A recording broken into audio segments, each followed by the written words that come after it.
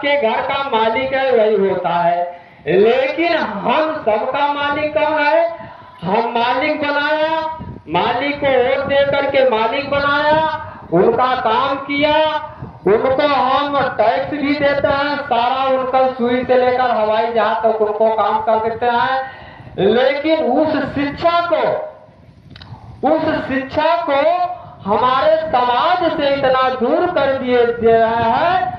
हम बता रहे हैं कि पहले हम लोग जब पढ़ते थे प्राइमरी स्कूल होता, प्राइमरी स्कूल में गांव के सारे बच्चे पढ़ने जाते थे, लेकिन उस समय सबको पढ़ाई बराबर होती है, वही भी स्कूल है, वही भी मास्टर है, लेकिन मैंने जिसको मालिक बनाया दोहरी नीति शिक्षा लागू कर दिया है। दोहरी नीति शिक्षा में आज हमारे समाज के पास इतना पैसा नहीं है कि उनके साथ अपना बच्चा भी पढ़ा ले। आज प्राइमरी की दशा है, सरकार ने प्राइमरी को बंद कर रही कि इसमें बच्चे नहीं पढ़े। क्यों नहीं पढ़े? वो भाई मालिक की कमी है ना। सरकार ने आप कर रही है कि हम आपको पढ़ने के लिए कपड़ा दे रहे हैं, खाना दे रहे हैं, जीपा दे रहे हैं, सारा चीज दे रहे हैं, लेकिन ये स्कूल में कोई पूछने वाला जांचने वाला नहीं है।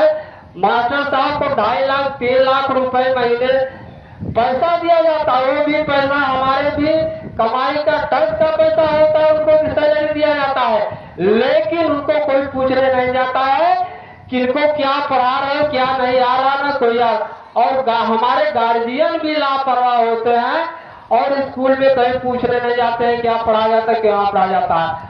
अगर उनके स्कूल में जो थोड़े बहुत बच्चे हैं, अगर उनको जांच किया जाए, पड़ताल किया जाए कि मास्टर साहब ने क्या पढ़ा रहे हैं क्या नहीं पढ़ा रहे, तो थोड़ा बहुत शिक्षा में सुधार हो सकता है। लेकिन ये किसकी कमी है? जिसको हमने मालिक बनाया उसकी कमी है। तो भाई हम लोग अपने महा जो पुरुष हैं उनके माध्यम से हम कहना चाहते हैं, सरकार से भी कहना चाहते हैं, आए हुए सबसे कहना चाहता है कि जो शिक्षा है, लोग कहते हैं शिक्षा वह शेरनी का दूध होता है, जो ही पीता वही गुर्राता है। अगर आपके पास शिक्षा नहीं है तो आप पशु के समान है, आपको जो भी गा देगा उसी के कहे में चलेंगे।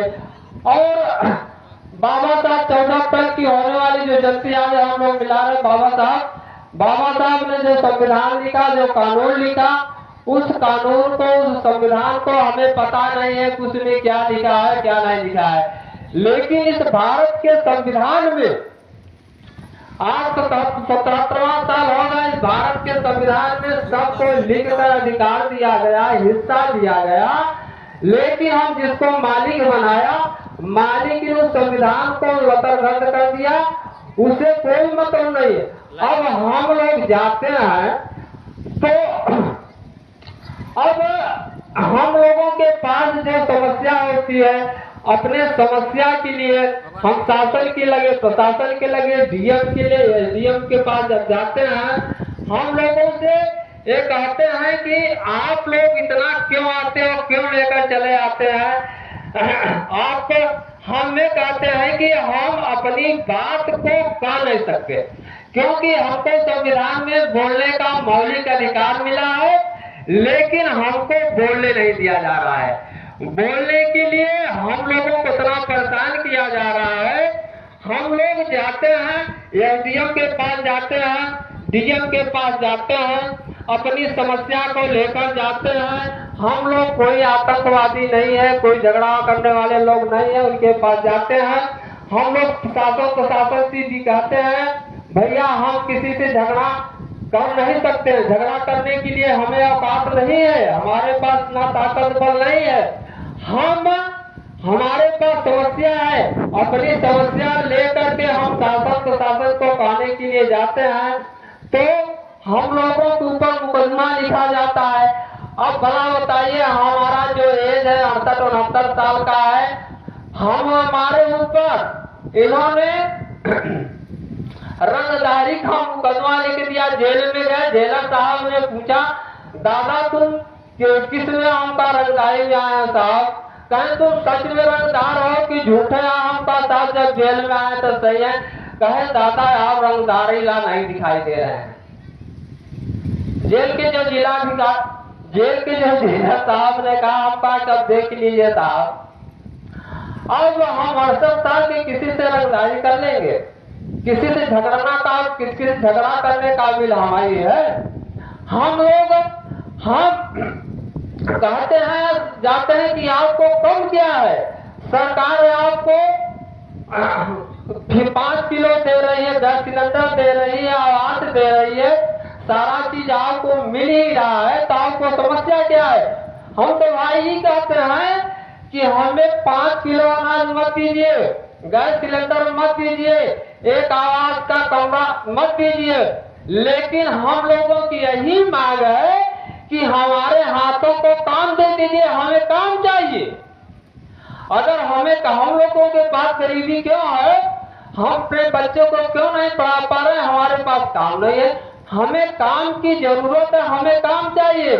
हमारे देश में एक मुसहर ऐसी जात है, आज भी वो बेचारा, उसके तन पर कपड़ा नहीं है, उसको बोलने नहीं दिया जाता है, उनके खाने के लिए नहीं दिया जाता है। वो जो दोना पत्तल बनाते थे, हमारे जिसको मालिक बनाया, मालिक ने उसका दोना पत्तल भी छीन लिया। आज उनको एक जो देख रहे हो, खेती नहीं, खेती में जो गेहूं चावल होता है, एक एक दाना गिरा रहता है, बेचारे वो बीन करके अपना जी को पालन कर, इसका जिम्मेदार कौन है? कौन है इसका जिम्मेदार? और हम लोगों को कहा जाता है कि आप लोग झगड़ा करते हो, चले आते हो। हम से कहते हो भैया आप बता दीजिए हम किसके पास जाएं? हम डीएम के पास कोई समस्या न कहें, डीएम के पास न कहें, थाने पर न कहें, चौकी पर नहीं कहें, हम कहने कहाँ जाए? कहते हैं परमिशन आप दीजिए, परमिशन कहाँ भैया? हम परमिशन हमको कहाँ मिलता है परमिशन, हमें बताइए। जहाँ मिलता है परमिशन वहाँ हम लोग लिख कर देते हैं भैया हमें परमिशन दे दिया जाए। हाँ, हमारा भी मौलिक अधिकार है। हम लोग किसी से लड़ाई, किसी से झगड़ा नहीं करना चाहते हैं। हम लोग गरीब में नहीं है, अनपढ़ में नहीं है, हमारा ये समाज अनपढ़ है। हम लोगों की जो समस्याएं हैं, समस्याओं का हमें निपटारा कहाँ किया जाए, हमें लिखित बता दिया जाए कि भैया इनके पास जाइए, इनकी आपकी समस्या का निपटारा होगा। देखिए समस्या ये चीज की है, हम तो ये कहना चाहते हैं कि अगर हम लोग इस देश में फालतू में नहीं है, कबाड़ के में नहीं है, तो हम लोगों को इस देश में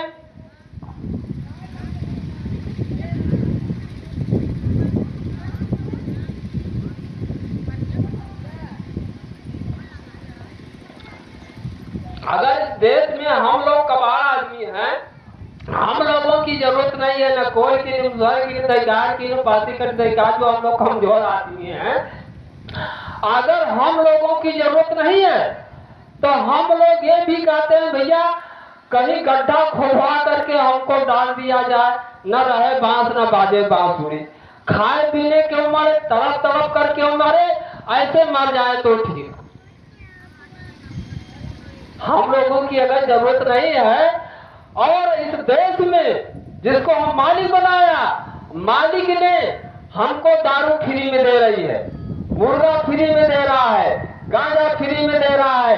अभी चुनाव आएगा, जितनी ऐसी हमारे बस्तियों में है, हमारी बस्तियों में मालिक जो होता है अपने घर में परिवार को दारू पिलाने का काम करता है क्या? उनको कहता है कि दारू पियो।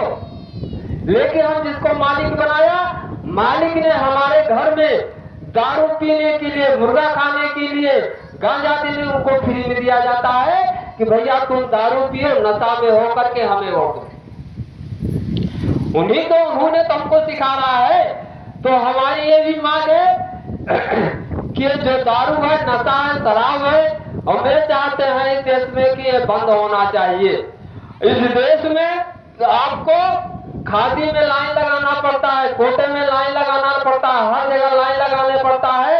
लेकिन दारू, जहाँ हमारी छोटी छोटी बस्तियां हैं, गरीबों की बस्तियां हैं, उन गरीबों की बस्तियों में दारू का ठेका दिया जाता है, पिया जाता है, और हमारे जो लोग हैं ये सब बर्बाद हो रहे हैं। मैं चाहता हूँ कि जो ये दारू का ठेका है, शराब का ठेका है, वो हमारे बस्तियों में नहीं होना चाहिए। और जो भारत का संविधान है, उस भारत के संविधान में जो चीज लिखी गई है, जो चीज है, वो चीज कोई नहीं बताता है। और इस देश में जो भारत के संविधान से बाहर कर दिया गया है, वो हमारे समाज को लोगों को बताया जाता है, वो बुलाया जाता है। लोग कहते हैं एक बड़मनई होता है, एक छोटमनई होता है। कहते हैं भाई ये छोटमनई की बस्ती है, ये बड़मनई की बस्ती है। भारत के संविधान में नहीं लिखा गया है।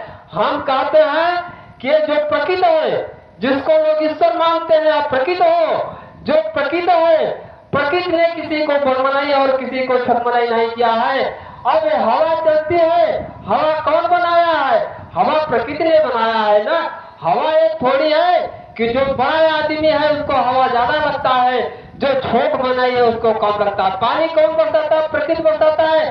प्रकृति ऐसी नहीं करती है कि जिसके पास जमीन है उसके जमीन में जो बड़ा आदमी है उसके जमीन में ज्यादा पानी बरसे, और जो छोट बनाई है गरीब में उसके जो थोड़ा बहुत जमीन उसके जमीन में कम। ऐसा होता है क्या? और ये जो पृथ्वी है, जो धरती है, धरती कौन बनाया है? प्रकृति ने बनाया, ईश्वर ने बनाया है।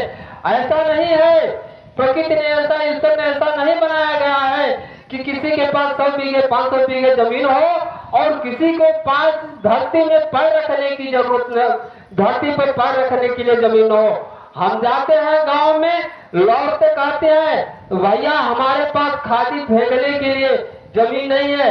हम लोग जो अधिकारी होते हैं, जो देश के लोग होते हैं, अगर उनके पास घर होता है तो निकलने के लिए महार होती है। लेकिन ऐसे हमारे लोग हैं, इनकी कहीं झोपड़ी है, कहीं घर है, लेकिन इनका घर है, इनके निकलने के लिए महार नहीं है।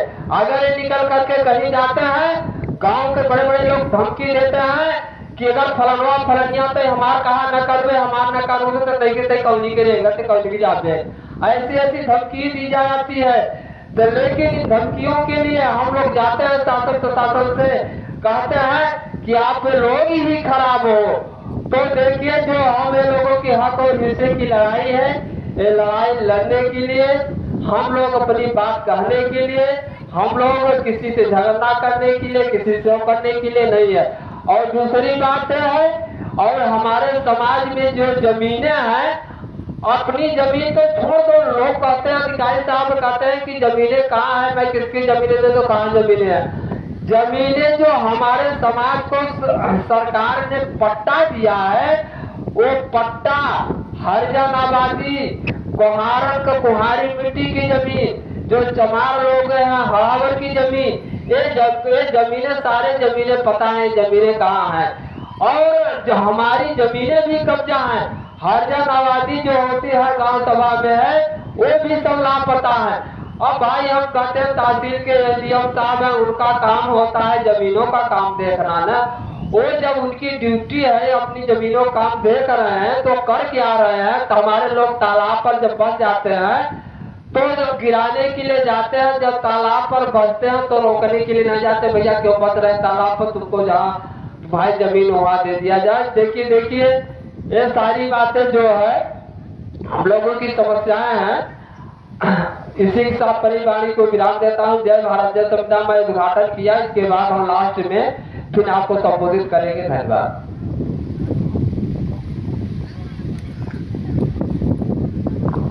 बहुत बहुत धन्यवाद। अभी आप लोगों ने हमारे वरिष्ठ साथी माननीय रामराज आदिवासी जी को सुना। साथियों, हम लोगों का कोई अलग से या हम लोगों के जो दिमाग में है वो कोई अलग से नहीं, या हमारे महापुरुषों की देन है कि हमारे हाथी जैसे समाज में ऐसे ऐसे महापुरुष पैदा हुए जो अपने घर परिवार को भी चलाते थे, लेकिन समाज के हित के लिए भी अपना जो समय बनता था उसको निकाल करके उपयोग करते थे। साथियों, सम्यक संवैधानिक क्रांति मोर्चा के तत्वाधान में आज 11 अप्रैल 2026 को ग्राम सभा डालों में जयंती सामूहिक रूप से मोर्चा संगठन मोस्ट वुमेन एसोसिएशन संगठन के कार्यकर्ताओं के द्वारा सम्मिलित होकर के कार्यक्रम रखा गया है। हमारी ये लड़ाई है जो हमारे मांग पत्र है